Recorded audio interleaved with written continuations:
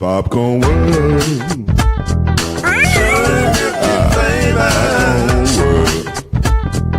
Popcorn World. Yeah.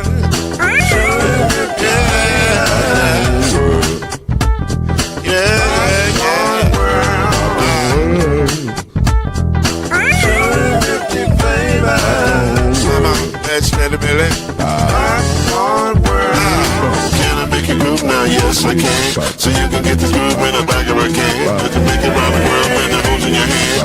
Popcorn World. 250 flavors gonna make you smile. 250 flavors gonna make you smile. 250 flavors gonna make you smile. I said popcorn make you smile. Ah. Popcorn World. Popcorn World. Popcorn World.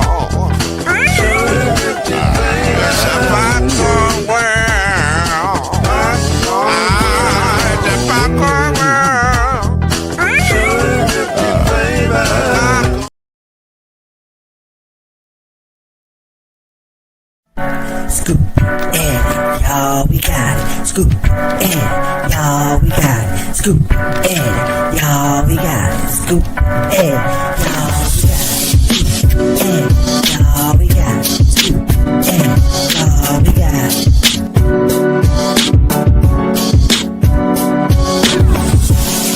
That's how we go. This is not a game, it's the press and roll. That's how we go. This is not a game, it's the press and roll. That's how we go. This is not a game, it's the press and roll. That's how we go. This is not a game, it's the press and roll. And now, get ready for Kendrick Haskins and Lloyd Spence, the press and the pros. Let's go.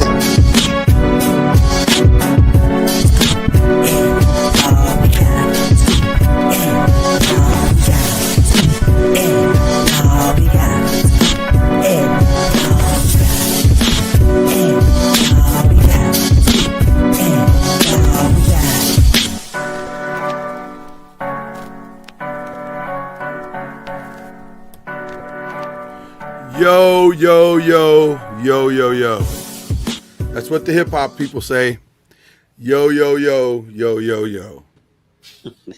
Turn my headphones up. Turn me up in my headphones. That's what they say in the hip hop world.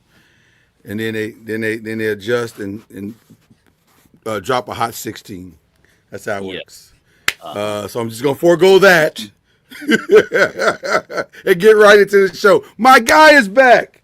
Kendrick Haskins is over there. This press and pros thing works better, though I appreciated my fill-in co-host. They did a phenomenal job, but it works better when I got the rest of the press with me. You feel me? It's a press-based show. I'm liking that. No, thank you. Listen, I felt like I was being a little bit biased toward the women. So I had to give them some love, and I like the Aces. I like the logo of the Aces, really. That's really what it came down to. I like the Aces logo. So the bucket worked really well. So there you go. So there you go. Listen, this is the Press and the Pros. My guy, Kendrick Haskins, Lloyd Spence. We in the building. This might be our last show for a minute. I don't know. We might do one next week because it's got like trade deadline stuff going on.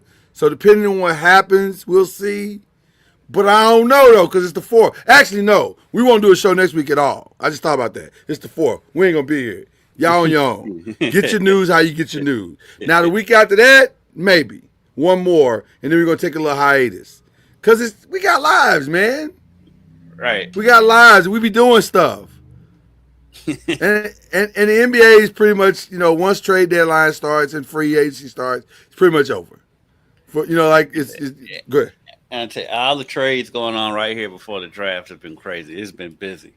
Listen, and it feels like we're nowhere near done. I don't know why, but this feels like this is going to be chaos in the next 2 weeks, like just pure chaos.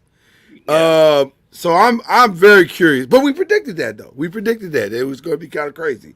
So Some of what we're gonna talk about this morning is catching Kendrick up because he been gone. I ain't gonna tell you where he went, but he been gone, and now he back. So we got to catch him up. And then some of it is gonna be stuff, what we just talking about, what's going on in the middle. So a lot of show to do. Let's not even waste any more time. Let's jump right into it. This is episode 15. Let's talk about get the easy part out of the way.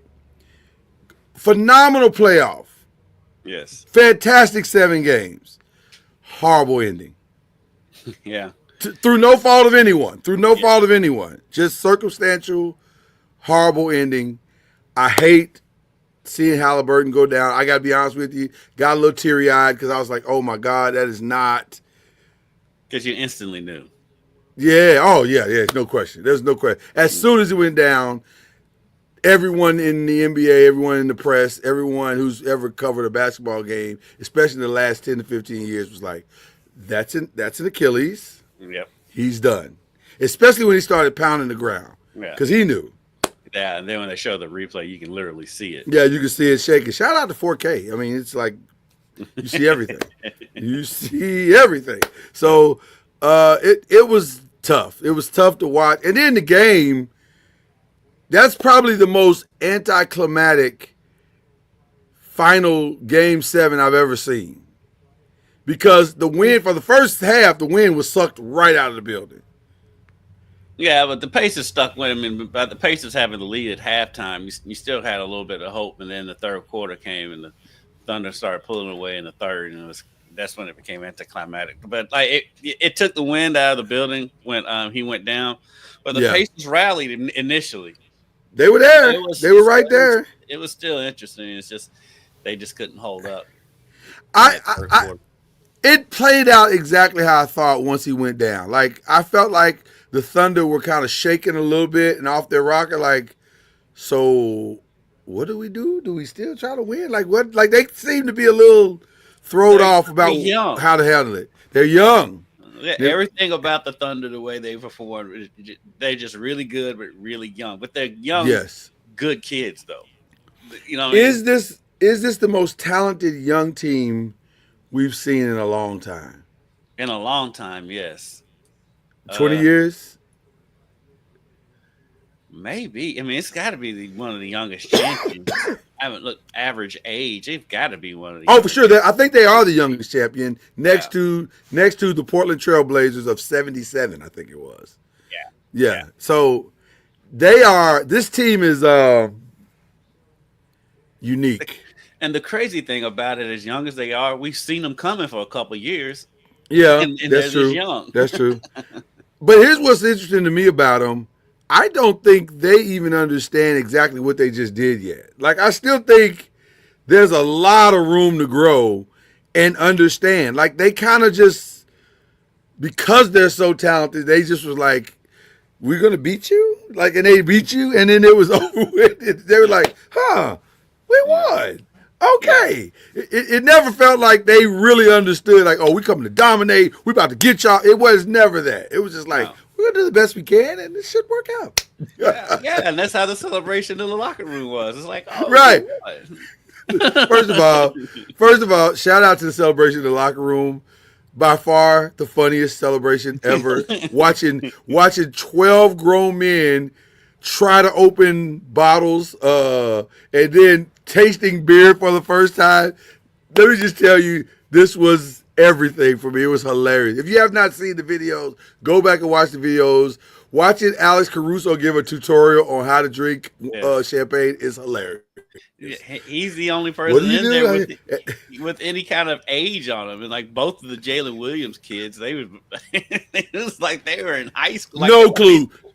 No clue what to do in there. They were lost in the sauce. It was hilarious.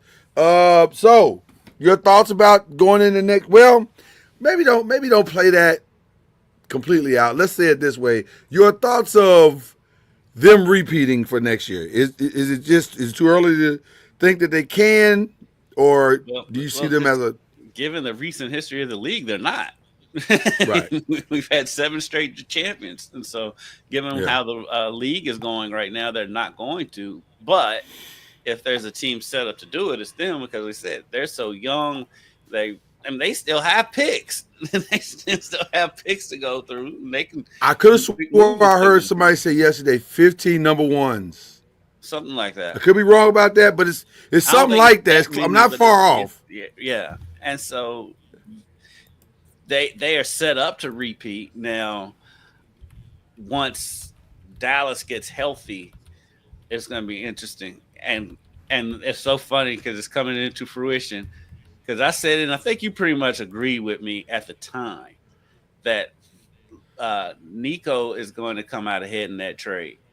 Yeah. The Mavericks have a better roster than the Lakers. They had a better roster than them this year if Kyrie doesn't get hurt.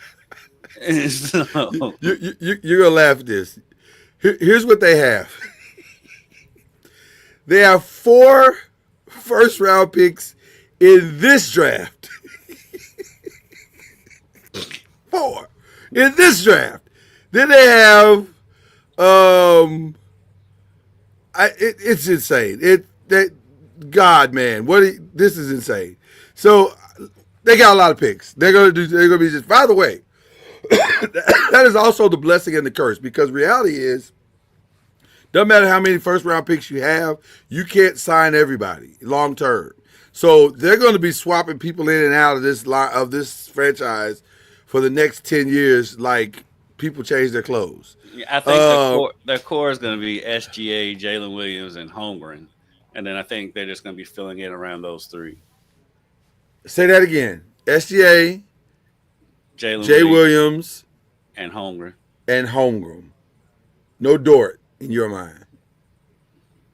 I don't think they're gonna.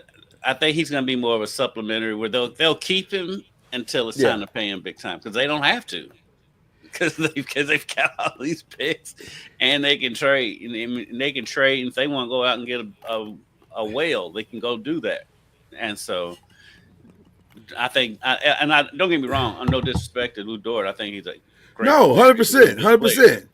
But I think he, for lack of better term, I don't want to say it like that, but for lack of better term, he's probably expendable when you look at the grand scheme of things with their roster. Because at the end of the day, your core can't be much more than 3 players anyway. And so those 3, I think, are the core. It is in the words of, I believe, the prophetess Beyonce. Don't you ever for a second get to thinking you're irreplaceable. I think there are some very irreplaceable parts on this team, and they're going to be replaced because once it gets to we got to pay guys, you're going to have to, which is kind of what we're seeing, which brings us to our breaking news. Once you have to start paying people become very replaceable, such as Drew Holiday. Well, they already paid him. Well, he still owes $72 million. That's what I said. They already paid him. So they paid him a Jace. I think was it them that paid him or was Milwaukee that paid him and they picked up his deal? One of them had to pay him. And so now that the Celtics are under new ownership, the new ownership is like, $532 million over the in a tax bill. That's $500 million, and we just paid $6. They got off that apron real quick. That second apron, real and I don't think they're done, but we'll come back to that in just a second. But Drew Holiday sent to the Blazers for a younger Anthony Simons, who, by the way, is coming. That's a low key heck of a trade for the Celtics. It is, especially from an offensive side. It's better from the offensive side for sure. Yes, no question about it. Defensive side, we will see. But we will see. You can work around that, but offensively, and when you factor in the salary cap issues, that was a hell of a trade they pulled off. 100%. I like that. They weren't done though. Kristaps Porzingis was sent to Atlanta. Georges or Jorge? I don't know what it is. George Niang. We're gonna go with George Niang. Was sent to Boston, and they had to throw Terrence Mann to Brooklyn in just to make it all work. And then I think all of them got like first round or second round picks or something like that. But the big thing was Boston had to get Kristaps Porzingis out of the building before he cost them any more money, and he's not going to be there for half a season anyway. Literally played 42 games last season. Literally. Yes. And has some mysterious illness on top of it. Full disclosure, he's got some illness. We're not sure what it is he has, but it's enough for him to have to them to have to make some changes. And had missed But games in the playoffs for it. So yeah. yeah, but the rumor is they're not done. They could be looking to maybe move one other piece, either Jaylen Brown or Derek White. Obviously, in my humble opinion, if there's going to be a movable person, it's going to be Derek White. But I could also see a scenario where you move Jaylen Brown because that's $300 million. To me, I think that's the move. If you're going to make the move, is Jaylen Brown and not Derek White. But I think that's knee jerk. I think getting rid of Kristaps is fine. Moving Drew Holiday is fine. But now you're messing with the core when you get rid of one of these two. And yes, Tatum's out for a year, but it's only a year. Right. And you don't know how he's going to come back. And you may need Jaylen Brown a lot more. And you don't and let's be honest, there's been times when Jaylen Brown has looked more like the number one guy than Tatum anyway. 100%. So I think you ride it out with him and Derek White and go from there at the end of the year. I don't think you should. I think they should keep both of them. I understand salary cap and all that stuff. Well, it's the second apron. Let's just call it. It's the second apron. They do not want any parts of that. And they're already under the second apron, so right. I would not tinker with it anymore if I were them. But well, all the sources are saying, yeah, it's their money, right? All the sources are saying that they're listening. They're not. They have not pulled the trigger. But look at TV real quick. Right. But I was gonna say when people are publicly listening, and because these deals are never done in the public if you do them right. They're never done in the public. But when they start to hit the public, that means they really are listening. Right. There's real conversations going on. And here's the other part of it, and I'm kind of jumping ahead a little bit in the conversation, but the other reason why you keep those two, the Celtics are not out of contention in the East. The East is terrible. Well, it's interesting that you would say that, my brother, because I think it could be knee jerk for that reason. I don't know if they're not a contender with a healthy Jaylen Brown and Derek White in your backcourt, and now a substantial, not upgrade, but offensive upgrade in Anthony Simons. That might be a contender in what is going to be a down east. No Halliburton, no Lillard, no. You got pieces, and possibly, Philadelphia 76ers are going to oblige you and miss a lot of games. So this is a wide. By the way, the team that benefits from the down east more than anybody, it should be the Cleveland Cavaliers. The Cavs, they should, yeah. But also, we're not sure what they're going to do because I heard some rumors that they offered up Darius Garland to the Phoenix Suns in exchange for KD. Like, what? Why are you doing that? I can see that. It was the second apron, too. It's also the second apron. They're a little intimidated by the second apron as well. And it's KD. And it's KD. And you want to win right now. Yeah. There are some teams that are saying that the window is wide open. Let's go for it right now. Now, is Washington one of those teams? I don't believe that they are, but they think something is happening there. No, they signed, they extended Chris Middleton. Washington is just doing ish. They're just doing stuff because they have to spend money. They have no goals. Okay, all right, all right. They are not. All right. You know what? Let me look right in the camera and just tell the truth. Washington, I was just trying to give y'all some love. I knew where this was going when I started the conversation. I knew. I don't understand this at all. I feel bad for the people of DC because they deserve so much better than this ownership. They also not trying. But also, I don't understand this for New Orleans. Jordan, do you think you're getting Golden State, Jordan Poole? Yeah, all of this is just a money move on both ends. Washington doesn't want to spend any money because they've put all their money into Chris Middleton, who's been hurt ever since they won that title in Milwaukee. He's been hurt, and Well, Kelly Olynyk is really on that route to playing for every team in the league. he's So, close. He's racked up some mileage. He's racked up some significant I mean, mileage. I think Sadiq Bey is a pretty good addition for the Pelicans, but I mean, again, that team's not going anywhere. What they got, you know? They got bigger problems. They got to figure out what they're going to do with Zion Williamson. You have to move that dude And I'm somewhere. wondering if Sadiq Bey is kind of like The Plan replacement. B, because he's not really. I mean, he's obviously not as good as Zion Williamson when Zion's No, healthy, but right. I think he's kind of a soft landing spot if they do move on.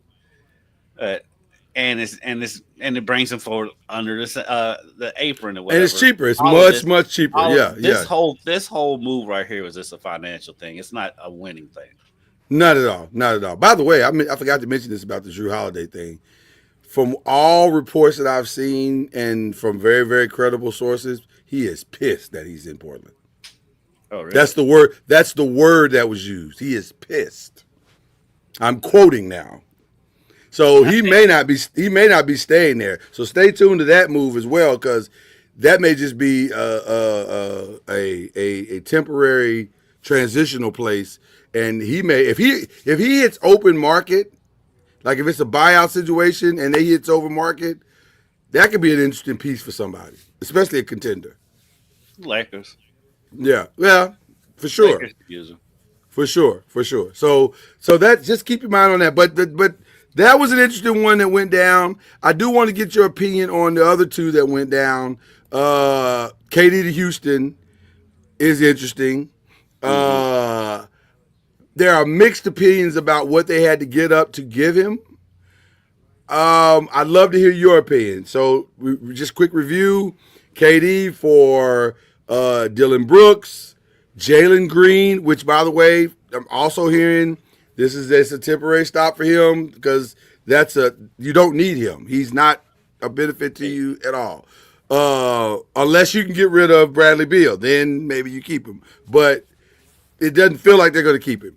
And then also the crux of the deal was the 5 number 2s and the number 10 for this year. Your thoughts on what they got back? I don't know what Phoenix is doing because I don't trust them with the picks. But I think it's a good job by Houston to bring in a bucket getter for that young team and somebody who can, because they needed that down the stretch in the playoffs. They needed somebody who could go out and get a bucket. They didn't really have that as much. I think Jalen Green gets a lot of bad rep. I don't understand. Yeah, he's a young player. He's not that old. He's only a couple years into the league. Yes, he's inconsistent, but he's not as bad as the flack he was getting. I don't understand why he gets so much flack, but I don't know what Phoenix is doing. I think I feel like eventually they're gonna have to move Book, and so why are we prolonging the inevitable? That's my question. Why are we prolonging the inevitable? I think that one's a heart thinking with a heart right there, because he's so loved in Phoenix. D Book is, and he loves being in Phoenix, and so I think it's a lot of that going on. But Phoenix just needs to just totally scrap it and rebuild from the ground up. Maybe keep Green. You're stuck with Bradley Beal, but keep Green and just move on from there. We have a significant breaking news on when we get to the other stuff. It is a massive, massive breaking news, a stunning breaking news. We'll get to that in a minute, but we will continue the show. That's why I looked down. I didn't want people to think I wasn't listening to my brother Kendrick Haskins. I am, but this is a stunner. This is an absolute stunner. Okay, looking down when we're talking on this show. we are looking down. Right. But this was a stunner. I'm stunned. I am really stunned right now. Okay, so I agree with you. Jalen Green to me is a solid player who just hasn't had the opportunity. And I know you're gonna say, no, he was a starter. He was, but I don't know. A young team, right? And there's no, and I'm not sure Ime ever got a lock on the psyche of him. So it may just been a bad fit coach wise, because not everything is equal. I mean, you might need he's not the coach to unlock him. He just hasn't been the coach to unlock him. And so he may need to be in a different system, in a different opportunity. I'm not sure you give up on a kid like this fast. No, I wouldn't. But I'll say this. I like, if Houston is going to win right now, then it's a good move. But the problem is, you're going to have to win right now. Because, and also, you put a hell of a lot of pressure on the scouting department. Because you don't have a backup, I can steal a number 2, and this 2's pretty good, and now he can come in and give us some substantive minutes, or even get into the starting lineup, or get in the top 7. You don't have that luxury. Now all your number 1s got to hit to have a bench. Or you're just Phoenix South. Right. Phoenix East, yeah. Right. And the thing is, as much as I love KD and I do like the move, I don't think it puts them over the top. I don't either. They're not. I don't think they're better than the Thunder. I don't think they're better than a healthy Dallas. And judging and depending on what happens with the Spurs, they may not be better than the Spurs. And there's a reason. And let me say this: that dude is 37. I know he's 36 and some change, but he's about to be 37. When the season starts, he'll be 37, and he has not been healthy. And I just will say this. At some point, as great as he has been as a scorer, other skills are going to start to diminish. And now, somebody else threw this out, so I mentioned this to me on another show, and I rebutted with this. They said, well, Dylan Brooks doesn't cost him anything. He wasn't a great player. He's not as great a defensive player as he thinks he is. But he is a smart defensive player that makes Amen Thompson much better. And now that cheat code for Amen Thompson is now gone. Who fills in that role? Or who becomes that backup for him? Is it an older Steven Adams? Yeah, but I think with Amen Thompson, though, I think he'll take another leap, though. He better. And I think it's got to be him and Sagoon to step deep. Sagoon has to become, he's got the offensive game, I think. But now he's got to start to become a little bit more Chet Holmgren on defense. And that's what's missing from his game. If this is an all offensive team, I don't think that team can beat the Thunder. No. I mean, no, I don't either, because the Thunder's got an answer for everything that they do. 100%. 100%. So So I'm taking GA over Van Vliet. I mean, 1,000 times, a thousand times 1,000. I like Van Vliet. He's a good guard. He's a good player. He ain't no SGA though. No. He ain't no SGA. I mean, if you like break down position by position, everything Houston's good at, OKC has an The answer. Thunder's better. The Thunder might be better. Desmond Bain to the Magic. Were you here for that? I don't think you were here for that either. I wasn't here for it. No, okay, so your thoughts on Desmond Bain to the Magic, which this was an insane trade to me. The Magic got back, I think it's 4 number 1s, and a swap. So essentially 5 number 1s. And I mean, the Grizzlies, right? I mean, the Grizzlies got back 4 number 1s, and KCP and who was it? Cole Anthony. Yeah. This is your squad. This is your squad. I think for the short term, Orlando comes out ahead, but long term, Memphis comes out ahead. I think they were way stretched for Desmond Bain, and like I keep hearing people like, "Oh, he's just." I'm like, and Desmond Bain's a good player. He's not that though. You don't. I mean, they got more for him than Dallas got for Luka. I mean, listen. That's the first person I thought about when this trade went down. I was like, Nico, turn your TV off. just turn your TV off. And even for Orlando, I don't think this necessarily puts them over the top. Yes, the East. We were just talking about how the East is wide open and it's down, but I still don't think it puts them over. I'm not sure if it puts them over Boston. I don't think it puts them over the Knicks, and it doesn't put them over the Cavs. And you would see a lot of your future. And see, this is the part where I struggle with because I have to remember a lot of guys were hurt this. It seemed like both the Wagner boys were hurt Both this Buckners season. got hurt. Ben Carroll was hurt at one point. Ben Carroll was in and out. Cole Anthony had some moments off. I mean, it was a lot of. I think he's low key a really big pickup from Memphis. I agree. I like the Cole Anthony side of it better than I like the KCP part of it. Oh, yeah. In fact, it would not surprise me if they moved on from KCP. That wouldn't surprise me. A little bit older dude. Yeah, and he's a decent defender, but he's getting long in the tooth now, so he's not as good on defense as he has been in the past. But I think what Cole Anthony brings, he brings scoring either off the bench or you can bring him in, slide Ja over to the 2. I didn't even thought about that. That's a great point. I hadn't thought about that. I was thinking about putting him on the bench and letting him come in and keep that spark going because I feel like they're missing that.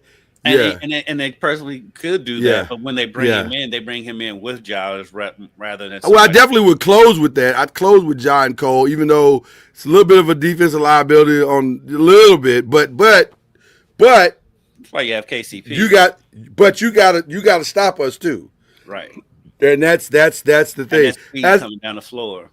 Right, that's a lot of speed coming down the floor, coming downhill. So it's interesting. It's very interesting. They say they're not going to trade Ja. They say they're not going to trade Triple J. They're going to re-sign both of these guys to long-term contracts and build around them. Today is Wednesday at 9:36, 10:36 Eastern. Do you believe them? I do believe them. Okay. I really do. I do. Because that's what I think the Desmond Bain trade was to build for the future and to build around those two.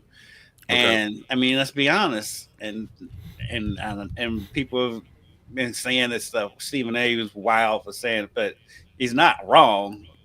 Look, Memphis is hard to get free agents. Hard to get free agents. And so you got homegrown talent with Ja and Triple J. You got to ride it out. And when they've been on the floor, when they've been healthy, Memphis has been right up there in the top 3 in the Western Conference when they've been healthy. It's just been a health thing and suspensions and all the crazy stuff went on around them. But when they've been healthy and all playing together, they've been one of the top teams in the Western Conference. So I think you ride that out, and they try to put pieces around it. And they made room under the salary cap with that move as well. Where they can go out and get some pieces if they need to. And 100%. So they're a team that they're gonna have to build through the draft and trades and not so much free agency. And so I think it is a good idea for them to ride it out, let Ja mature, let Jaren mature, and keep that core together. I think their best chance to stay relevant is to re-sign their guys. Yes. Now, if you're trying to do a total reset, which I'm not 100% sure, the only reason you be trying to do a reset is if you're tired of Ja. If you're just sick and tired of that whole thing, then I'm not sure Jaren Jackson is the best piece to build around. He's the best, right? He's the best piece to he's the best piece to draw you everything that you would need to rebuild. But I don't know if he's the best piece to build around if you get rid of Ja. So this is a very interesting crossroads that Memphis finds themselves at. I tend to lean toward what you're saying. Give it a little bit more time. Give it another 3 years, maybe 5. But for sure 3. I say 2 to 3. Okay, 2. I'm okay with 2, 3 at the max, and let's see what we got. And then if it doesn't work in that amount of time, then okay. Then let's figure out some other things to do. So, but this is interesting. Memphis is in a very interesting place. So that's what we have. Memphis, though, real quick. What's that? This is that they're in the Western Conference. It does. It absolutely. They'd be a top 2 team. Technically, they should be in the Eastern Conference. Yeah. They'd be a top 2 team. They'd be in the mix. They definitely. Yeah, easy. Maybe that's what they should be spending all their time doing, lobbying to move conferences. Switch out with somebody. But yeah, it's an interesting situation that Memphis finds himself in. Okay, so with all of that being said, who do you think must make a trade tonight? And also, is there a free agent signing that's about to happen I think chaos is on. We are on the brink of pure chaos because, especially now in the East, because I think there are some teams that are saying this is our window. This is our window. That's what brings me to Giannis because I think a whole lot of the league is hinging on his decision, on Milwaukee's decision. And if I'm Milwaukee right now, and even if I'm Giannis right now, I'm like, hold on. Let me put a pin right what you just said because I want you to continue, but I want to throw this in. There is a reason why the Heat, the Knicks, and there was one other team in the East that were thinking about a Giannis situation, or not a Giannis, I'm sorry, a KD situation, and they all backed out. But the Heat didn't. The Heat just made bad. They just made bad offers. Well, I was told they made bad offers on purpose. They did because they listen. You got to kick the tire. Listen, here's the problem with KD. We'll go to KD, then we'll come back to Giannis. Everybody wants KD on their team. Everybody. There's not a team in the NBA that don't want KD on their team. The problem is the Knicks apparently. Except, well, I think they would have too if you don't have to pay what initially the Phoenix Suns were asking to pay. They were asking for a bunch of first rounders and a bunch of players. No team is going to do that, and they didn't get that. So they got the best second tier deal that they could possibly get, which leads us to Giannis. It's an interesting situation. Yeah, because if I'm well, reports I heard is that the Heat wouldn't come off Nikola Jovic. They're not right, which I don't know why, but whatever. I mean, that's how you feel. I can understand. I also heard Khalil Ware, which I can get that because Khalil Ware is. I can't. I agree. I agree with that. Yes. Out of here with that. But yeah, I think a lot of the league hinges on what Milwaukee does with Giannis because they could work around it, and they can build up around him and make a run. And I mean, go out and get a placeholder for Damian Lillard, like a D'Angelo Russell, somebody like that. Yeah, just a placeholder, and then go from there. But if they do decide to move him, I think that moves the whole league because everywhere it's it's gonna be madness. It's gonna be madness at that point. Yeah, yeah. The Spurs, the Warriors, all of them are in play. Maybe even the Lakers, even though I don't know what. No. Let me tell you something. I'll say this because we haven't had a chance to talk about that either. Obviously, since you've been gone, the Lakers are under new ownership. Shows how long you've been gone, by the way. $10 billion. But it's not even just the $10 billion. It's the $10 billion, and it's also who wrote the check. Right. He don't play. He don't want to not win. But Michael, he wants to win. The funny thing about it is people who really don't know anything about basketball saw that and was like, oh, he's gonna spend. The Lakers, there's this thing called the salary cap. It ain't baseball where you can just go out and pay somebody $300 million. There's a salary cap and parameter he's gonna have to work under. The Lakers were still spending. Well, but it's all about the salary cap. Well, they were yes and no. Like they spent money, but not like we have been as Laker fans accustomed to. And I understand that because you're right. It's a salary cap and that second apron is a monster. So I get it. The thing that got Lakers fans excited is that this is an ownership group that doesn't seem to mind spending money. Now, baseball, completely different than basketball. I admit that from the start. However, I think it's the boldness of the moves that I think is what's intriguing. I don't think he has the emotional connection that Jenny Buss had to this situation, which brings me to an interesting circumstance. I think I know where you're going, but I can't wait to hear it. Well, now listen, there's a guy that's going to make about $53 million next season. I don't think they'll do this. Let me start by saying I don't think they'll do this. But it wouldn't shock me if they did it. If they went to LeBron and said, where would you like to go? Would you like to go to Golden State? Because you've been talking about playing with Steph all this time. We can make that happen. I've been saying it for 3 years now. Well, and with only 1 year left. And like you said, they don't have the emotional attachment like Genie has. Completely detached to it. So so here's the thing.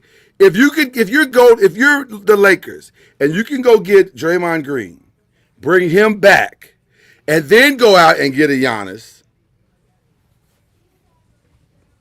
They're not the Laker fans aren't going to buy Draymond Green, getting rid of LeBron for Jay. They would have not as a singular move, no. But if that move brings you two other great moves, because you free up $53 million. But see, but the thing Just is, just saying. that makes sense. I'm not. Yeah.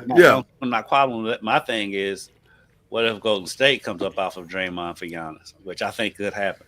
Now, let me say this. This was what makes this interesting to me because it's the mentality of both franchises, and there's like 2 or 3 franchises that are in that place. But more specifically, it's the Lakers and the Warriors. They know their window of Steph and is right here. So if you value the LeBron factor, man, go make the move. But also, if you're the Lakers, you have Luka. You don't have Luka signed yet. Mm-hmm. So you got to get Luka all the way in the door. And there's and LeBron, as much as he respects him and likes him and loves him and all that stuff, I don't know if that keeps him in the door. If y'all start talking, well, we're going to extend him 1 more year, 2 more years. No, you got to start by thinking about, if this is my team, I want my guy. So at some point, you got to start thinking about him having his guy. Yeah, I've been saying it, and I'm gonna keep saying it, and it sounds like I'm a hater, but the Lakers are not gonna win anything as long as they're up under LeBron. It's possible. It's possible. By the way, Pastor Corey, the official Pastor Noise Media, said, "Is LeBron goes to Gold State is Bronny?" And that's a very clear answer. Wherever LeBron goes, Bronny goes with him. That's a package deal. So don't even bring nothing to LeBron if you ain't taking his son with him. So there you go. This is interesting. This is a fascinating situation as to what these teams are going to do. I fully expect the Lakers to be engaged. I heard some stuff about the Lakers in the draft that's really interesting. The Duke Center that you love. Yeah. I keep hearing that they're going to try to make a move to. Everybody thinks he's going to fall to that 8th spot, and which, by the way, makes way more sense for the Lakers to do than for them to go center hunting this summer. I agree wholeheartedly. Yeah, get your long-term guy, and you're good. And I say was one of the more underrated players in the country last year. Because I'm just going through ESPN's mock draft. Yeah, it doesn't make any sense except for the team that they have picking that they have Con Knipple going 4th to Charlotte. Now he has made a lot of progress in the draft the last, but Malock, that's what we're talking about. Right. But let me say this to your point you just made. One of the reasons why Knipple has made such progress is because of this guy. What is Ace Bailey doing? I'll wait. Apparently, he thinks he's Eli Manning. Shedeur Sanders. You beat me to it. I was going to say, no, I think he thinks he's Shedeur. And I think there is a possibility. Right. I think there's a possibility he's going to get Shedeur tonight. And unfortunately for him, there's not 5 rounds in the NBA draft. There's not 5 rounds. There's not. And if you decide, if you had said you're going to come tonight. And let's be honest, there's not a league that you can't play hardball with worse than the NBA because there are only 2 rounds. You're not winning this at all, sir. Every other league has multiple rounds. There's 2 rounds. But you know what's funny? I watched Shaq's thing on Netflix, Power into something. I forget what it's called. But it's his talk about how he's trying to build Reebok. Mm-hmm. And they talked to Ace Bailey. And Ace Bailey's attitude in that conversation told you all you needed to know. Told me all I needed to know. I said, wow, you really think you're him, huh? Mm. Like, you're good. I think you're talented, but you're not him. Like, fam, like, settle down. Right. Settle down. Settle all the way down. Like, you don't even want to take a meeting with Shaquille O'Neal? Well, he if Like he for real? he's projected to go to the Wizards, so that is bad. That is bad. I agree. I agree. That's not a great situation for a young talent to be in. But at the same time, you blew off the Wizards Right. and you blew off a whole bunch of people. So it's gonna be an If interesting night for him. if the Lakers can pull it off, because you really intrigued my interest. If they can pull it off, because ESPN has Maluak as the seventh pick to the Pelicans. Yeah. If they can move, I don't know what they would. I mean, they can. With the Pelicans can be vulnerable to bad trades. If they can make some move and get all the way, I think Maluak will be a great pick for them. I think it's the answer to our problems as a Laker fan. I think it's the answer. Why are you trying to go get retreads when you can grow this guy with Luka, and they come up together through the ranks, and now you got two cornerstone pieces and you're good to go. Now you just got to go figure out the rest of the roster. So I'm hoping and wishing and praying that they pull this off tonight. But this is going to be a fun night. What is your craziest draft prediction tonight? What do you think is going to? I think mine is simple. I think Ace Bailey. I think Ace Bailey plummeting is going to be the crazy draft prediction and the talk of the draft. I 100% agree. 100% agree. Or if he doesn't plummet, I think it's going to be the talk of the draft. Because he came in there, like the old folks say, showing his A, and and he still does. Because now he's put a target on his back. Oh, when sir, he finally does get in the league. I'm like, bro, what are you doing, sir? If you're gonna bet on yourself, you better be right. That's somebody with bad management around him. He doesn't. 100% agree. 100% agree. 100% agree. I think that's gonna be the talk of tomorrow. How did Ace Bailey fall so far so fast? He was projected to be here, and now he's here. I think that's going to be the talk of the entire draft. So, okay, I can't wait any longer. I got to get to the other stuff. We have breaking news, ladies and gentlemen. And I'm going to read it as TMZ is reporting it. Oh, Lord. In a stunning move, prosecutors have pulled back on some key testimony, specifically the kidnapping, attempted arson, and aiding and abetting sex trafficking, and they are dropping those charges from the Diddy case. Let me look directly to the camera as I say this. Then what the hell did y'all do this for? Because y'all told us this was a RICO. It's lasted damn near a month. Let me tell you something. When have you ever heard of a one-person RICO? Listen, I'm not gonna pretend that I'm the smartest guy on the planet. I'm not. I just listen to what I listen to, and I understand what I understand. The whole time I'm listening to this, the context of this trial, I'm thinking to myself, just don't sound like no RICO. The whole time I've been listening to it, I'm like, yeah, all this stuff sounds crazy and disgusting, but I don't hear nothing illegal. I'm thinking, I'm listening to these women testify. I'm saying, this don't sound like kidnapping. No.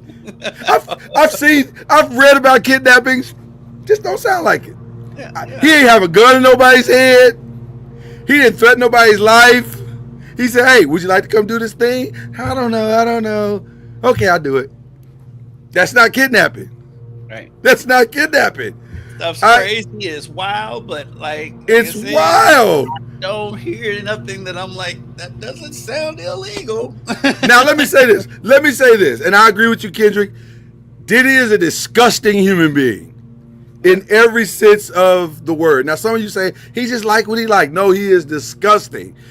Watching another man have sex with your woman is a nasty proposition. It's just ridiculous. Having said that, though, there's nothing illegal about it.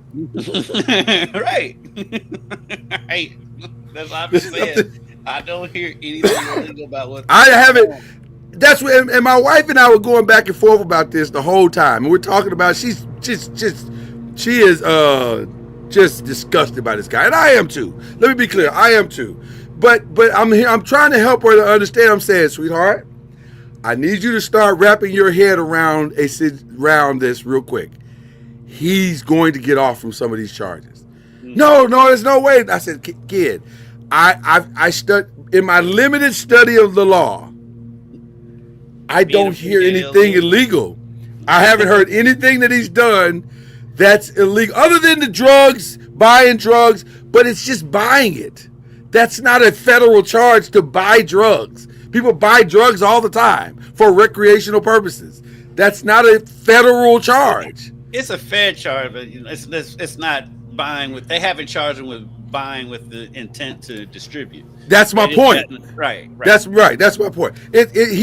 I don't hear crimes. I hear disgusting behavior and morally bankrupt behavior, but I don't hear crimes. And that's the problem with it. So I don't understand what this was for, other than to embarrass him and to make him look like the monster that he probably always is. But that's not even new information in the industry. I'm sure everybody in the industry knew he was an asshole before this all happened. So I don't understand what we just did.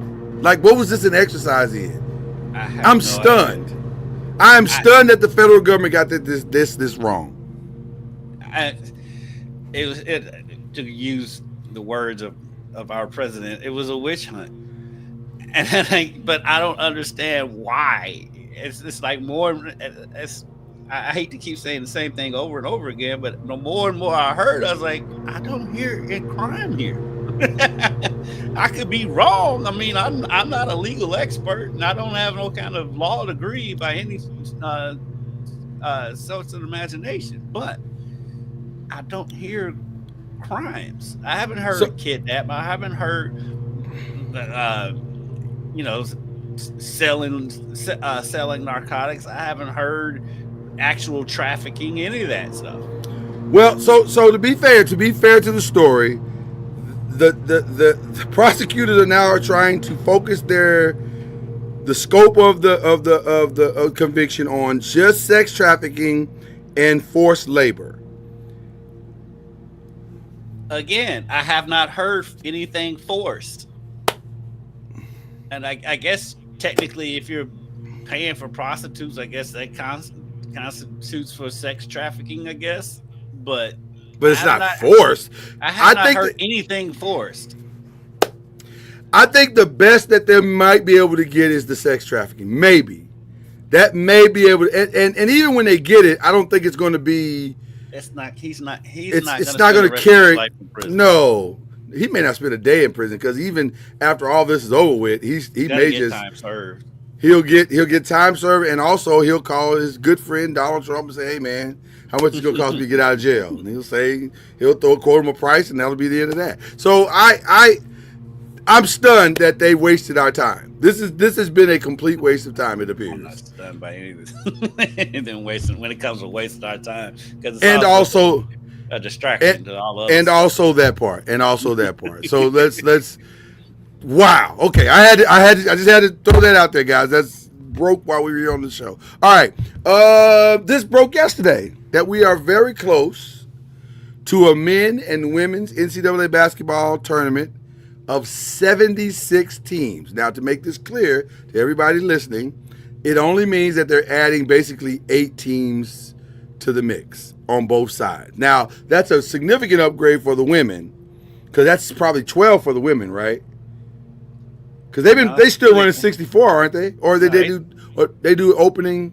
I think they do opening rounds. They did opening rounds too. I can't remember, but anyway, the bottom line is it appears that we're headed toward everybody going to 76, which I don't know what that means. Does that mean that we have all 16s battling in the first round, which makes the most sense? Other than that, I don't know how you do this. Like, I don't know what the strategy is for this. I don't like the expansion because you're watering it down now. Yes, you are. Yes, you are. And I mean, and it's always a money play. And I'm like, how much more money to another? Way off from that. Just set this aside. Okay. All this money that they make off the tournament, all this money they make off of college football. Because all these all these athletic programs are now getting loans to pay for. Where's the money going? You're getting millions upon millions of dollars. Why are all these programs struggling, getting loans? And what is happening? And they're trying to blame it on NIL. NIL is supposed to be separate. That's what we've been told. So what is happening here? Great question, Kendrick. Investigate something. Investigate that, not no freaky ass Diddy. I could give two shakes about Diddy. Tell me where these kids are going. How these kids are not don't have all the stuff they need. Why are there college programs and HBCUs that can't afford to even build a new locker room? Talk to me about that. I mean, I'm hearing D1 Power 5 conference. No, I'm with you. I'm with you on all of what you're saying. I'm just saying. Help me understand why that's happening. I'm way more interested in that than anything Diddy got going on. I could have lived a lifetime and not known that Diddy-ish. I don't need none of that. But this is interesting to me. So 76, that seems like a lot to me. I don't understand it, but. Yeah, but whatever. I mean, they already admit, because remember when we were kids back in my day, in the 80s, when like winning 20 games. My day is hilarious. Winning 20 games was an accomplishment. Used to mean something. And now everybody wins 20 games when they schedule a bunch of cupcakes. Now, and they play so many games now. And now making the tournament is not going to be that big of a deal anymore because it's coming off real Oprah. Yeah, you get a tournament bid. You get a tournament bid. and you know what it's going to be. It's going to be some more bottom of the barrel SEC and Big Ten teams getting in. That's really all this is. Can we just call it what it is? Can we just call this what it is? The SEC rule, like they just why can't we have more teams? Why can't we have more teams? And they still whining about Alabama in football, and they're like, no way Alabama should have been in anybody's playoff last year. No, not at all, not at all, not at all. So anyway. I don't know if y'all can hear the lovely grass cut that's going on behind me. I apologize. It's so loud. I undid my headphones. I saw you do it. And I was like, my grass got cut yesterday. I said that must be loud. That must be loud. My guys just came to cut my grass. That's what it is. So I apologize, but we will power through this and see if we can make it work. On a plane. Grass cutting on the plane, ladies and gentlemen. Okay. Let's have some fun because my guy Kendrick Haskins is here. Let's have some fun. I don't know if you saw this, but I've been talking about it all week because I think it's interesting. The 75 greatest R&B singers of all time. I didn't look at the list. As reported by Billboard. Well, you know your boy's gonna have the list. First of all, I'm not going through the whole list. Let's start with that. I'm gonna give you some names of interest. Because it's just interesting. Her made the list, which I think she should have at 70. Bobby Womack, 69. Ashanti at 61. I'm gonna be honest with you, I don't really consider Ashanti a great R&B singer. I consider her a great writer, but not a great R&B singer. But whatever. Not enough songs. Not enough albums. More than you actually think she does. But it's a generational bias, and I think younger people were on this panel, and there's probably enough of them that got her wrong. Well, her being at least she's down in like 6, in the lower end. That's why I didn't really complain much. Right, that's why I didn't really complain much. Neo at 60. The thing about Neo is this: it's not his hits that makes him on the list. It's the fact that he's written some massive hits.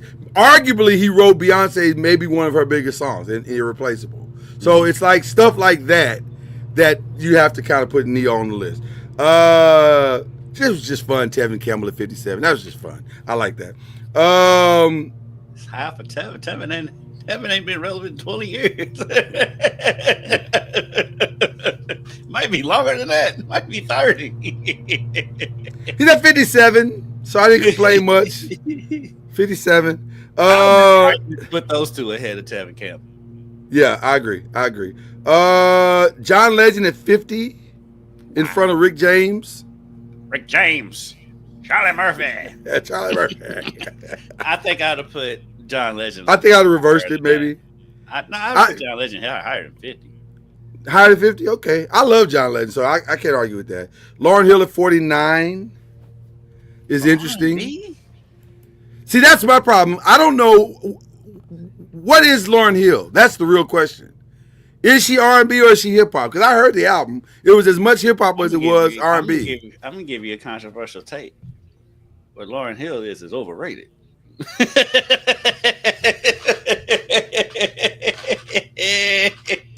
Feel the steam coming off that take. One album. It's a really good album, though. It's a really good album, though. It's a really good album.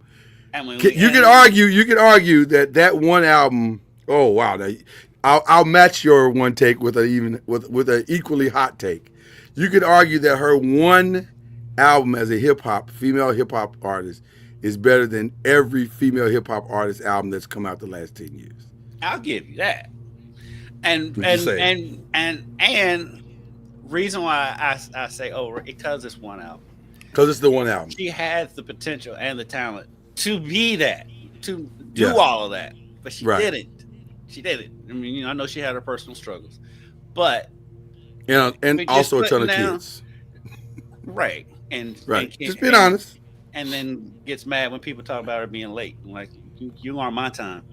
Yeah, but you are late a lot though. and I be very clear. If I spend money to see you, would love for you to be there on time. Would love for you to be there on time. But she, as a talent, yes, I put her up there with anybody. Yeah, no question. Body of work means a lot to me when you're making these lists. Yeah, I agree. Rihanna put Snoop on that overrated list too. Okay. All right. Wow. And 50 Cent. Okay. I don't know if I can argue against that. I don't have a strong argument against either one of those. So I don't. Because Snoop the man is way better than Snoop the hip hop artist. Yes. So that's why when they gave him the BET award, I was cool with that because I'm like, the man Snoop deserves an award, 100%. Yes. The hip hop artist. One album. One album and some songs. Yes. Right. His albums always have one banger. That's the radio song. That exactly. That's my point. The albums, they're not the best. So Rihanna 46 seems low to me. D'Angelo at 45. Again. Rihanna's body of work, D'Angelo's body of work. Rihanna should be way ahead of D'Angelo. I think he's written a lot of hits, but SZA made the list. SZA made the list at 44. That might be a little high. That might be higher than her. Right. That should definitely be higher. Let's get into the top 20. That's what everybody wants to hear anyway. The top 20. By the way, the first stunner of the list is are you ready for it? Mm-hmm. Luther Vandross comes in at 22. Not in the top 20.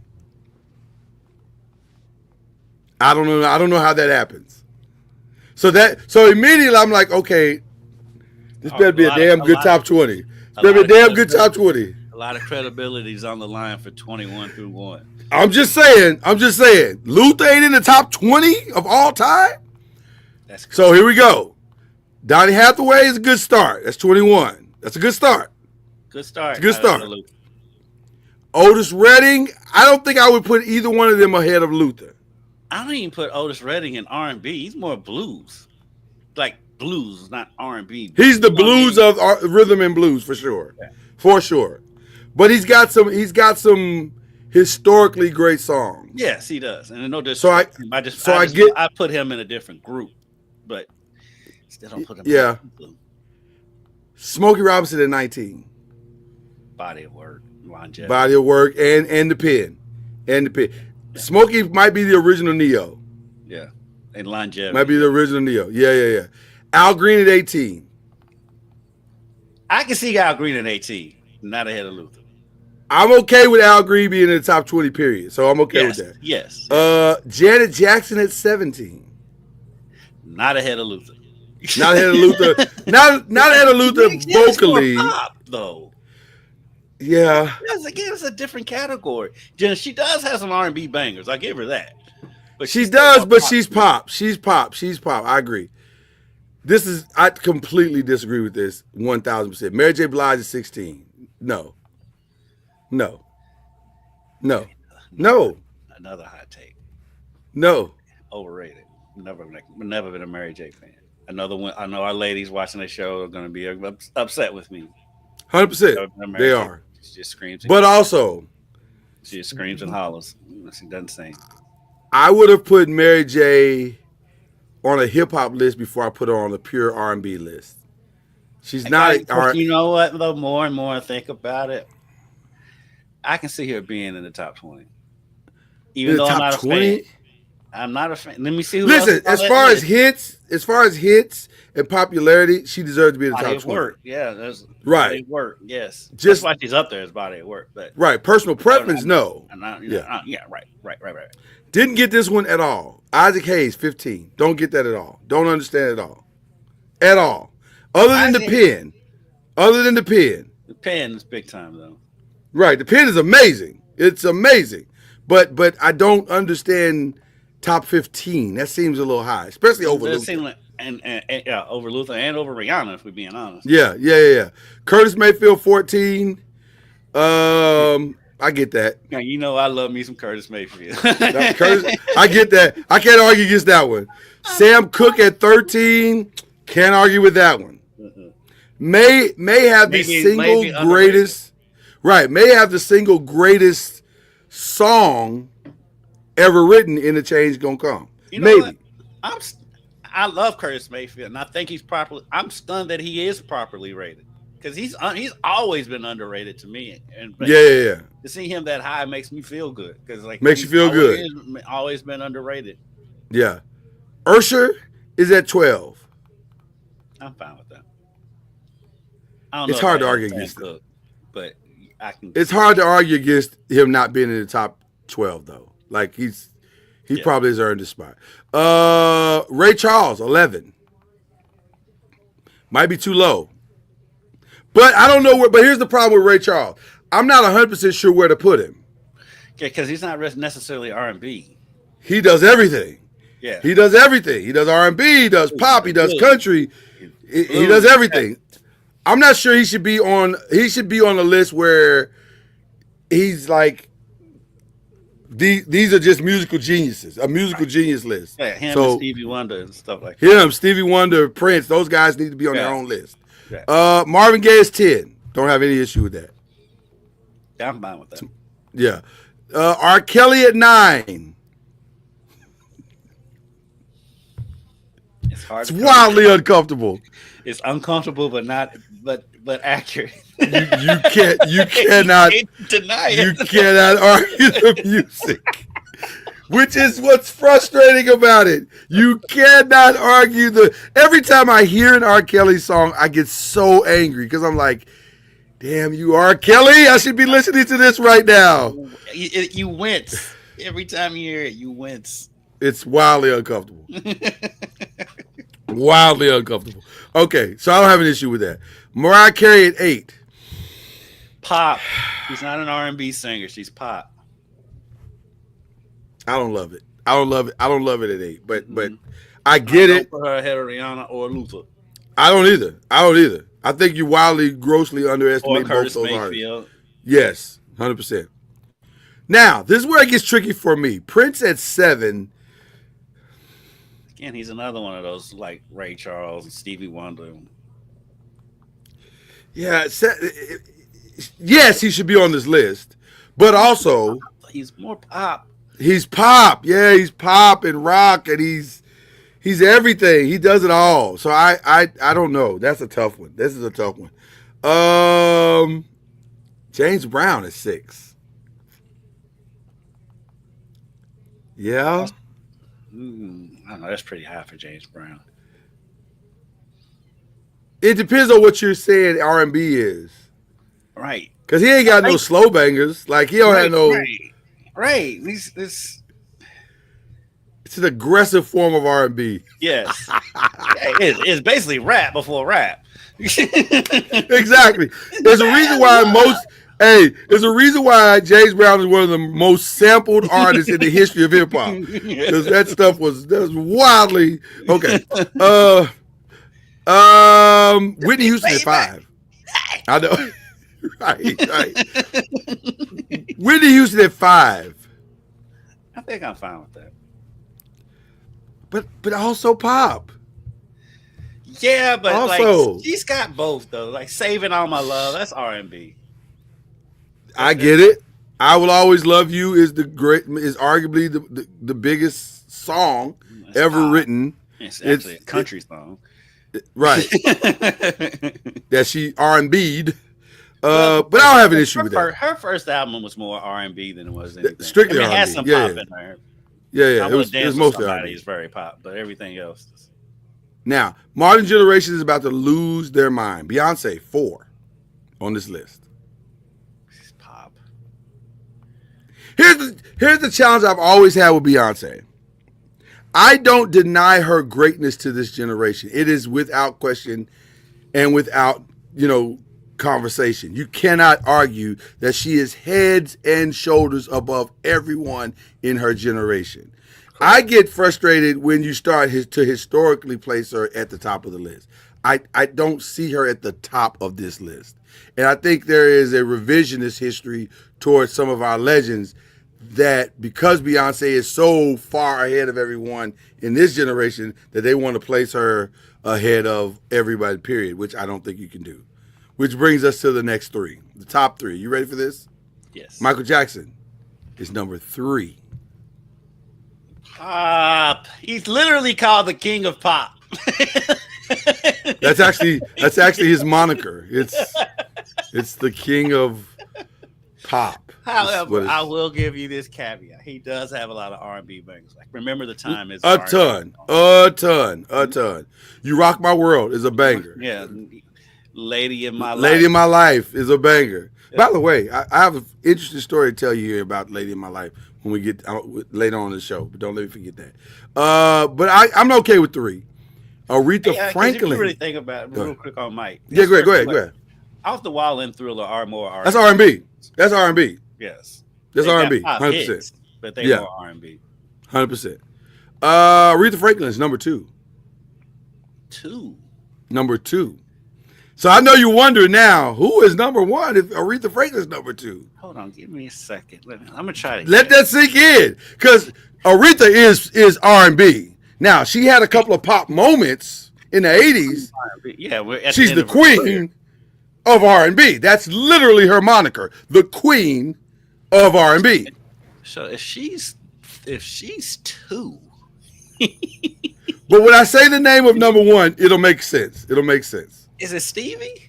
It's Stevie, number 1. And I get it. I can't argue that. I can't argue against that. It had to be Stevie, for one, because we hadn't said his name yet. And if he's not in the top 20, right. So top 20. Just invalidate the whole list. Right. I don't think I have a problem with that. It's for the most part, I don't have that big of a problem with the list as a whole. Luther should be higher. I think Rihanna should be higher. I'd probably go Stevie, Michael, Prince, then Aretha. But that's just me. That's just my preference. Where was Diana Ross on the list? She was relatively far down. Because she is more pop, but I want to say she's in the top. I want to say she's in the top because Shaka Khan is 27. Is Diana Ross not in the top 25? She may not, because she was more pop. She was almost all pop. Babyface is there. Where's Babyface? Babyface is from a writing perspective, Babyface should be higher. He's 35. From a writing perspective, Babyface should be number 1. Right, like without question. I love Stevie. Babyface should be number 1. Diana Ross is 29. Babyface should be number 1. I agree. I can't argue against that. All right, we love it. Probably isn't on the list, but he should be. I think he is on the list. I just have not gone through like every name on the list. I just kind of picked out something bigger. Yeah, but that brings me to another list, and we're not gonna go through the entire list because it's takes too long to go through these lists sometimes. But Complex got top diss songs of all time, and look who landed at number 1. I love Kendrick, but that song is not the number one diss song. Really? You disagree? Tell me And which for one would one, you have gone with? well, Euphoria was better than Not Like Us. And here's another hot take that I've had. I think Euphoria made the list though. I think it made the list. Yeah, it made 23. Yeah. Here's another hot take I've always had. Okay. Number 3 and number 4 are the two most overrated diss songs ever because they both. That's not a hot take to me because I agree. Both are garbage. They both, for two of my favorite artists, they were bad. No Vaseline probably should be number 1. That's my number one but I understand why Kendrick is number 1 with Not Like Us because of what it has done, which brings me to my next conversation. You are aware that Kendrick has now performed in Toronto, right? Yes. To two sold out crowds that chanted the song and asked for encores in Drake's hometown. Yep. That is maybe the most disrespectful thing I think. I just don't understand how we got here. Like, I don't think there's been a greater miscalculation of a battle in the history of all battles and wars in time. The only thing that might come close is let's see how this Iran-Israel thing plays out. But that might be a little bit worse as it unfolds. But right now, the number one is Drake completely miscalculating Kendrick's influence. Yeah. And his fans still are not over it. They still coping. It's amazing. It's like they're gonna be coping for quite some time. Stuff they come up with. It's just amazing. But I mean, going back to that list, bring the whole list back up for me. Absolutely, sir. So to me, just looking at it, to me, without question, No Vaseline's number 1. I would have made it number 1. Absolutely. As much as I love Pac, Hit 'Em Up's overrated because he shouldn't have brought the rest of the Outlaws on it. It should have. Yeah, I don't love Hit 'Em Up as much as Pac fans do. It's just not a great song to me. Like, it's okay. But I'm gonna surprise you though. I think Back to Back is underrated. Back to Back should be up there. Back to Back is, where's it at? It's number 8 on the list. I think Remy Ma Sheether should be higher, or Papoose, depending on who you want to believe who wrote it. I'm sick of both of them. Yeah. I think Counseling The Bridge is Over should be higher. Okay. And South Bronx. South Bronx is not holding time. It's not holding time as well as I would like it to. Euphoria is way too low. Dollars and Cents should be up higher. Should be much higher. Yes, I agree. You know what's funny? I actually like Real MF and G's a lot. I don't know why. Yeah. I just always like that song. Lost Ones to me is not a diss song, even though I know it is a diss song, but it's not a diss song. It's just a good song. Yeah. So I don't know if we call it that. I don't know. I'm not sure she should even be on the list. And for Roxanne Shante should have a couple on there. She's on there somewhere. Got one. I She's thought. number 34. Yeah. I was gonna say I thought I saw her name. Have a nice day.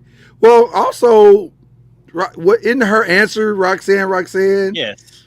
A diss song to, or an answer to? Yeah. It's a calculated response. It's kind of like one of the first ones. Right. It's like opened up the genre. So I don't know. I don't hate the list. I just think some things are not in the proper place. Yeah. I mean, I think you're wildly devaluing. Go ahead.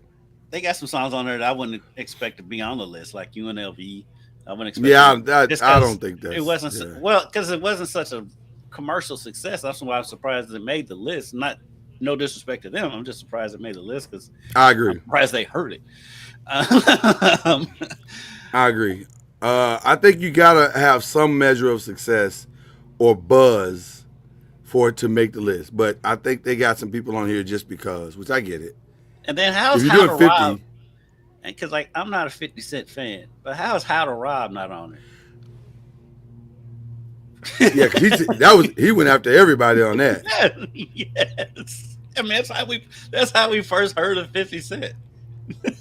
That was the first time I ever saw somebody come for Kirk Franklin. That was wild. I'm gonna rob Kirk Franklin for robbing God's people. Wow, Kirk Franklin. I don't have too much of a problem with the list. I just That's fine. It's fine. It's fine. But yeah, I just say to me the list has to begin with No Vaseline. That to me, that's the greatest one of all time to this day. Like, I just remember where I was and how it hit me and how many times I played that tape till it broke. It was just unbelievable. Yeah. I want to give a early shout out. I know we normally give shout outs later, but I'm gonna give an early shout out to Glorilla. I'm not sure you heard about this, but Glorilla. Listen, to me, the greatest moment of the BET Awards is watching Glorilla perform early in her assless chaps, and then come back later and win the Gospel Award. That's about as good as it gets. And that's where we are with the BET Awards. That's where we are with the BET Awards. And let me also say this, and let me say it again. That was too long. It's way too long. 4 hours. 4 hours. It's too long. Games go into overtime and don't last 4 hours. Football games. Basketball games. Baseball games go into extra innings and don't last 4 hours. Come on, that's ridiculous. That was ridiculous. The Reds went 11 innings last night and it was 3.5. Just like 4 hours is too long. Way too long. Way too long. Last one. This is the rumor right now. Are you fine with this? Jay-Z performing at this year's Super Bowl. I am too. Maybe he got inspired by the Paris thing. Popping out of Paris with his wife. Maybe that inspired him. But I heard this rumor before that, though. Oh, did you? I just heard it, so I didn't know. Okay, wow. But the crazy stuff is the cesspool that is Twitter, and all these young cats that don't know nothing about anything. He doesn't have any solo hits. What? What? Did you see that for real? Are you just being funny? Is that just a funny thing you're saying? If I'm lying, I'm dying. That's real stuff on Twitter. Twitter's a toxic place now. Yeah, it's just Elon Musk's Twitter is really toxic. It was probably toxic before that, but it's gotten worse. Yeah, Jay-Z doesn't have any solo hits. Who is Jay-Z without Beyonce?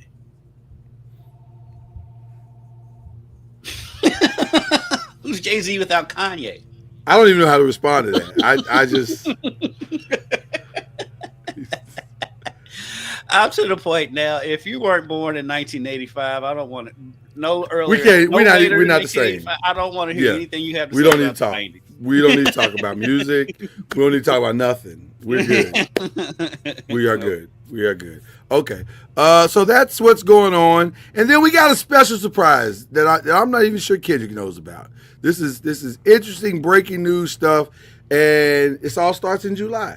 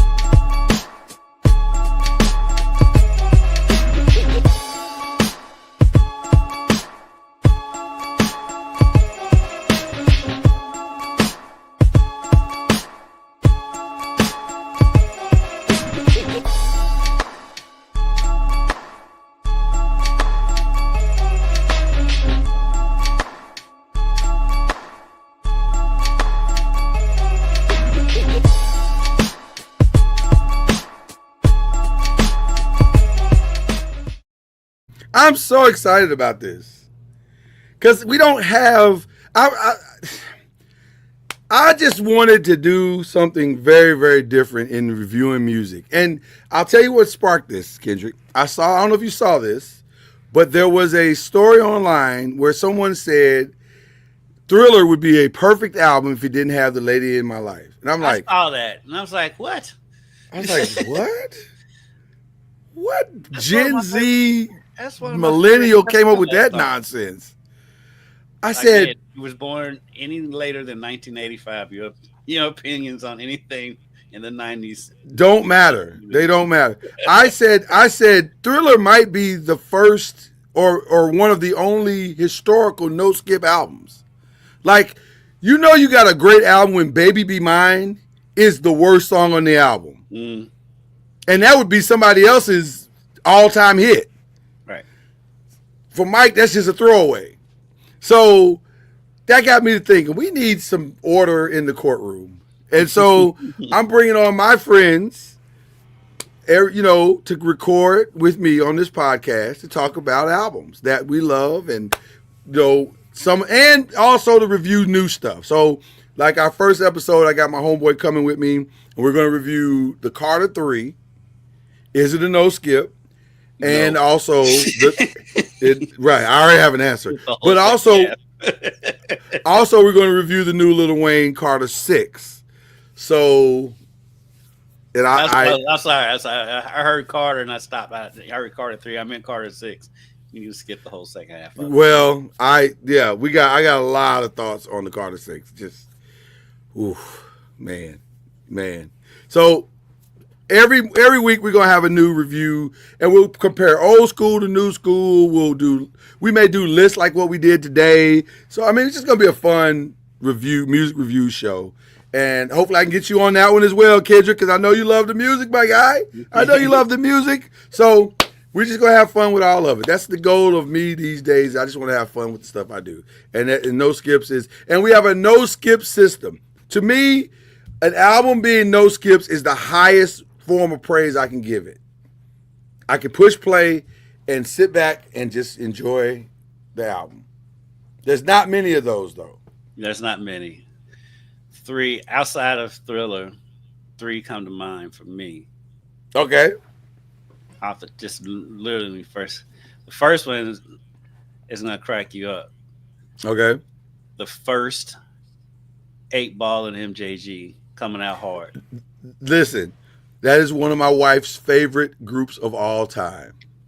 So it does not surprise me. There are a lot of people that feel exactly how you feel about that album. That's one of my favorite albums of all time. That's a lot of people feel exactly how you feel about that album. So I get that. Of course, Good Kid, Mad City, and then nope. That is right now one of my. I'm just mad I got to the party late, but at least the party was still going when I got there. That's all I know. That album will always be one of my favorite albums. Those 2 are 2 albums that I can go to if I just need to hear something. Yeah. And put it on, press play. I swim to that album now. That's my swim music. I swim for an hour. I put Good Kid, Mad City on, and I go swim. Yes. The funny thing is, and I think one of the things you'll realize when doing this is that most people's best albums are their first albums. Yes, 100%. 100%. I agree with that 100%. And then the other one is, we was talking about him earlier, Curtis Mayfield. Yeah. Superfly soundtrack. That's a phenomenal. Skip. That is 0 skips. It's hard to rewind because you want to hear the next song. Yeah.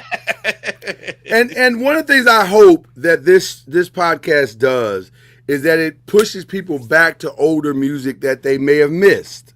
Like, there's some stuff that you let slip through the cracks that you probably need to go back and check out. Like, one of the things that happened to me with the verses, I did not realize that Jadakiss was as good as he is. And I had to go back and listen to some Jadakiss. I'm like, how did I sleep on Jadakiss? Like, Jadakiss is insanely good. So stuff like that. They could have used in a group. I think I got caught in the group thing, and I just missed it. But I'm looking forward to this podcast. You are more kids. You got a spot in the club, whatever you want it, VIP section. Come through, and we're gonna have fun with it. So no skips is coming in July. It's gonna be a lot of fun. Tune in and enjoy it. So just wanted to announce that here. on this here podcast. So there you Fantastic. go. All right.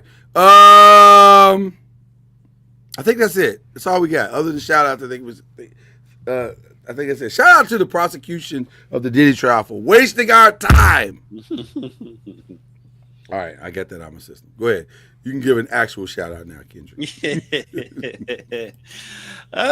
Let's shout out to the end of the 2024-2025 athletic season.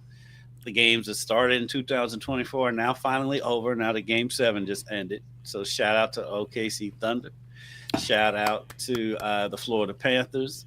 Yes. Shout out to LSU Tigers. Yes. Shout out to the Florida Gators. Yes. Shout out Texas to Longhorns. Shout out, yes, Texas Longhorns. Shout out to Ohio State. And whoever else won, because there's a whole bunch of them. But those are the ones that came to mind off the top of my head. So shout out to all the champions from the 2024-2025 season. And we get a whole month before the 25-26 season starts. Which, by the way, I mean, I'm starting my new shows today. All of my new shows that I want to start for the summer. Now that I'm gonna watch the draft and get that out of the way, and I'm starting my new show. So, the Bear comes out today. I ain't big on the Bear. I love the Bear. I feel like it's the same show every episode. It isn't though. I need to get back into it. It's so good. I love the Bear. We've been catching up on White Lotus. We started it all over. I've already seen. I've never seen it, but it's on my list. We've restarted. Yeah, it's on my list of bingeables this summer. July is all about bingeables for me. So I'm binging The Bear, Paradise, White Lotus. I got a couple other shows. Jack Reacher. My wife's got me on. Give me on Jack Reacher. I'm finishing. I'm on the last episode of Reacher. You're gonna love Paradise. I finished that one. I actually finished that one shortly after it came out. You'll love Paradise. Yeah. I'm saying I like the first couple seasons of White Lotus. I have not heard good reviews about this last season that just happened. Yeah, I haven't heard anything about this last season. I haven't heard good. I heard there's a lot of episodes where literally nothing happens, and so I'm worried about that. But we're going back and watching the first season. Yeah, and now because I've seen part of this last season, and I'm like, okay, there's characters from the first season that's in this one. So I need to go back and rewatch it anyway. So now once I'm refreshed on everything, then going into it, I'll probably be better. If you like medical drama shows, which I do, I highly recommend The Pit. Now, you told me that. Full disclosure, it's wildly uncomfortable. Because it's the most realistic medical show I've ever seen. They don't pull punches, they don't hide stuff, and they keep you in the trauma longer than you want to be there. Like, it's wildly uncomfortable. But it's an amazing show. Absolutely amazing show. Yeah. So just something these are just stuff if you want to binge this summer. Mm-hmm. This is the time to binge. So, because ain't nothing to watch. WNBA, and that's it. Yeah. And the final rounds of a golf tournament on Sunday. And that's good. That's good nap TV. But other than I don't know if you want to just sit up and really watch it. So, but again, this is the time. So yep, this is the time. All right. So no show next week. Oh, shout out to the wife. They took care of your boy on Father's Day. Got all types of wonderful things up to and including this brand new mic I'm just playing. I'm listening, talking through right now. I'm enjoying the quality of the sound. So thank you for that. Love my Big Papa shirt. Love that. The wife really they took care of me. It was a good Father's Day week. So we've had a good time. But again, no show next week. It's 4th of July week. We are completely as a company off. But we will be back the next week to review every trade that you missed, every free agent move that you missed. That will probably be the last show until I don't know. The season starts. Right, till the season starts. It's gonna be a while before we come back. So just get ready for that. And then that'll be like episode 16 or 17 or whatever it is. But enjoy that. But until then, enjoy your summer, man. Get out and do something. Don't catch too much sun because it's hot out there. It's hot out there. My God, it's hot. That's the best part about there being no sports right now. because it's too hot to be out there covering sports. It's too hot, man. D'Angelo Russell's basketball game on Friday here, but it's Where's that inside. going to be at? It's inside. Oh, that's good. Awesome. It's celebrity game. Awesome. Okay. Listen, we got guys. We'll be back again, not next week, but the week after. We'll review every trade, every free agent move. We'll have our opinions on it, and we welcome you to join us for that. But until then, that is the great Kendrick Haskins. He is back for real. I'm Lloyd back, Spence. back in time to say goodbye. Exactly. That's exactly what happened. All right. Enjoy. We'll see you later, guys. Y'all, we got it. Scoop in. Y'all, we got it. Scoop in. Y'all, we got it. Scoop in. Y'all, we got it. Scoop in. Y'all, we got it. Scoop in. Y'all, we got it.